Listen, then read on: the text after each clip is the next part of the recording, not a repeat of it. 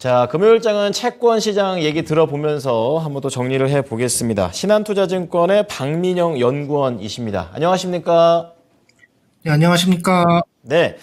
자, 오늘 현재 이 글로벌 채권 시장, 오늘은 이제 부제가 글로벌 이제 해외 채권 전략 이런 것들을 좀 다뤄보도록 하겠는데, 한 줄로 좀 정리해 주신다면 어떻게 될까요?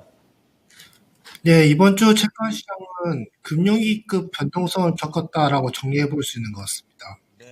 자, 이렇게 변동성을 크게 겪은 그런 내용은 뭐 주식시장뿐만이 아니라 채권 시장도 마찬가지였었는데요. 좀 더 자세하게 얘기 들어보겠습니다. 예, 말씀하신 것처럼 주식시장도 변동성을 크게 겪었지만은 채권 시장 변동성 같은 경우는 정말 역사적인 수준이었습니다. 지난주 금요일부터 해서 금리가 3일 연속 급락하더니 이후에는 반등했다, 하락했다, 큰 폭의 등락을 보였었는데요. 순수 금리 변동폭만 보면은 대형 금융 충격 직후의 모습이었습니다.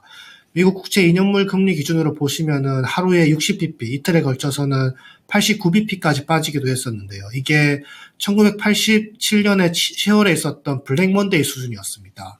2000년대 이후로 이벤트를 보시면은 2001년에 9.11 테러나 2008년에 리만 브라더스 당시보다 강한 하락세를 보였고요. 이후에는 뭐 급등 급락을 반복하면서 금융위기급 변동성을 보였다, 이렇게 정리해 볼 수가 있는 것 같습니다.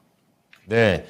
저도 항상 그 아침 방송 때 미국장 채권 이제 국채 수익률 같은 거 좀 많이 보는데 그게 많이 움직여봐야 그 두 자리 되기가 쉽지가 않은데 진짜 그야말로 두 자리대가 기본이었던 그런 한 주가 아니었나 그런 생각이 듭니다. 자, 그렇다면 글로벌 채권 시장에 좀 이슈는 어떤 것들이 있는지 그리고 이걸 기반으로 해서 앞으로에 대한 전망도 부탁드릴게요. 네, 이번 주 금융시장 이슈 정리와 전망을 말씀드리자면요. 일단 특히 경제 이슈와 금융 이슈를 구분해야 되는 주간이었다라고 생각되는데요. 우선 경제 이슈를 먼저 짚어보면은 고용과 물가 발표가 있었습니다. 고용의 경우에는 신규 고용자 수 변동에 이목이 집중되어 있었는데요. 일단 결과부터 보자면 여전히 강한 고용 시장을 확인했다라고 정리할 수 있습니다.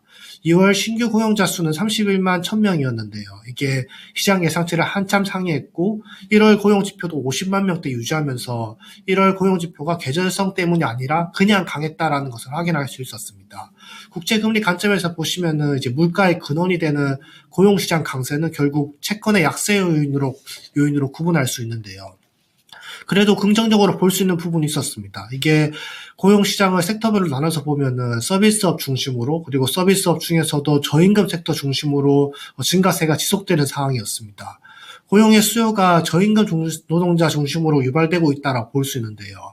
고용 공급은 24세 이하의 연령층이 빠르게 증가하면서 고용시장의 미스매치가 다소 해소되는 모습이었습니다. 핵심 노동층이라고 할 수 있는 25세에서 54세 인구 같은 경우는 이미 작년부터 코로나 이전 수준까지 회복했었는데요. 이번에 회복하지 못하고 있던 24세 이하의 청년 노동층이 다소 가파르게 고용시장으로 복귀된 점이 뚜렷했다라고 볼 수 있습니다.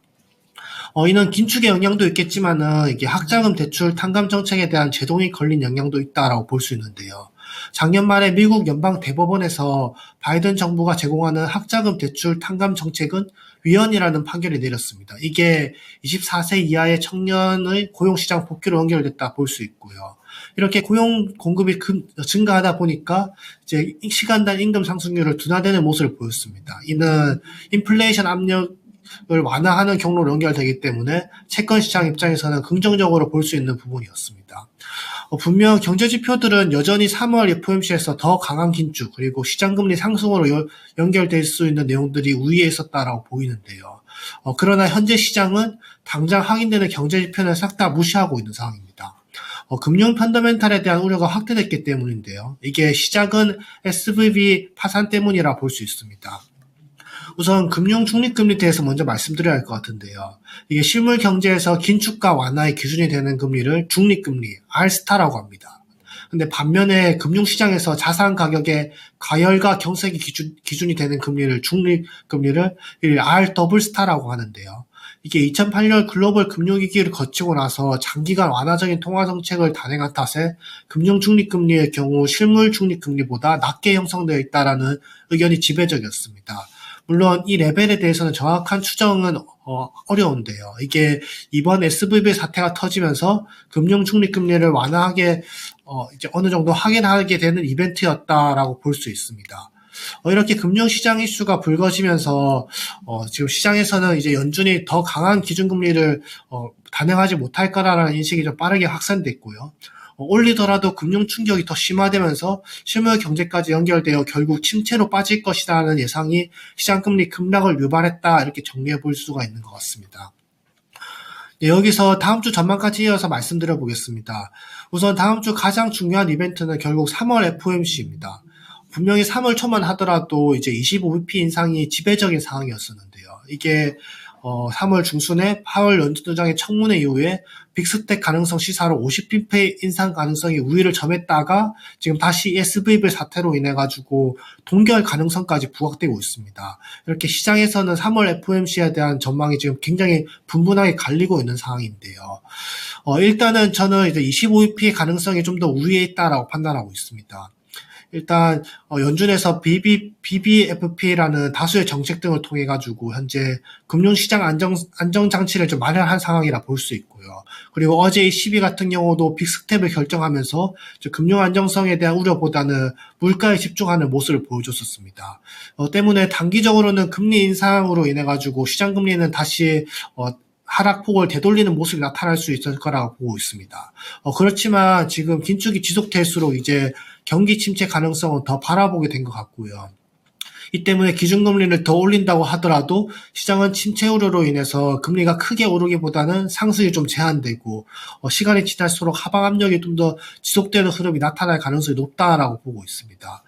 때문에 이번 결정은 매파적일수록 채권 투자에 더 매력을 키우는 요인이라고 판단하고 있고요.